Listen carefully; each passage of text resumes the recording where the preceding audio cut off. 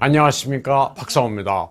우한 폐렴이 발발하자 미국은 전 세계를 보내 자국민을 철수했습니다. 미국인 최초의 폐렴 환자는 1월 15일 우한에서 귀국한 뒤 19일 기침과 발열 증세로 입원했습니다. 환자는 프로비던스 리저널 메디컬 센터에 입원해 치료를 받았는데 이번 7일째인 1월 27일 증세가 호전됐습니다. 이때 투여한 약물이 렘디시비르입니다. 지금으로서는 우한 폐렴을 치료할 수 있는 최고의 특효약입니다.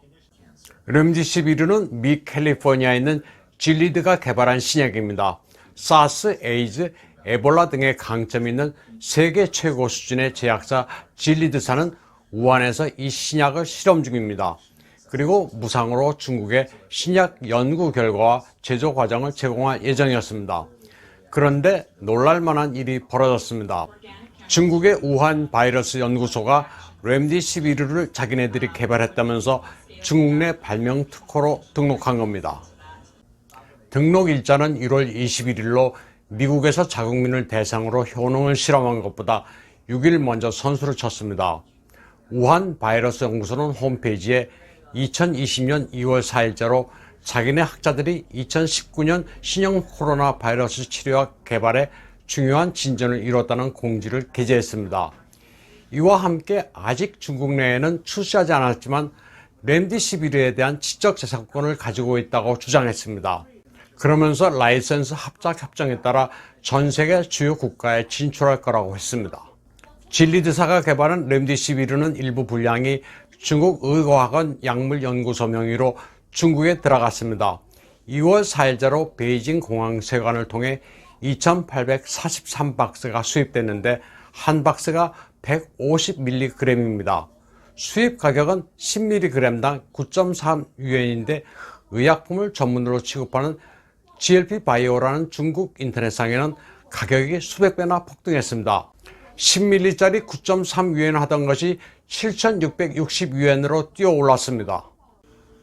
이번에는 전 세계적으로 우한 바이러스의 위험성에 대해 미온적인 세계보건기구 WHO에 대해 말씀드리겠습니다. WHO는 오랫동안 중국만의 입장을 대변해왔습니다. 2003년 사스 때부터 중국이 발표하는 수치들, 감염자 수나 확진자 수, 사망자 수를 그대로 받아 발표했습니다. 이번 우한 폐렴처럼 상황의 심각성을 숨기는데 일조에 온 게 WHO입니다. 이번에 세계보건기구 사무총장 테드로스 아드하놈을 파면하라는 서명운동에 수십만 명이 참여했습니다. 서명자 가운데는 중국인도 많았습니다. 테드로스는 이디오피아 출신입니다. 이디오피아는 중국의 1대1로 시범 국가입니다. 중국과 같은 독재 국가로 이디오피아 외채의 59%는 중국의 것입니다.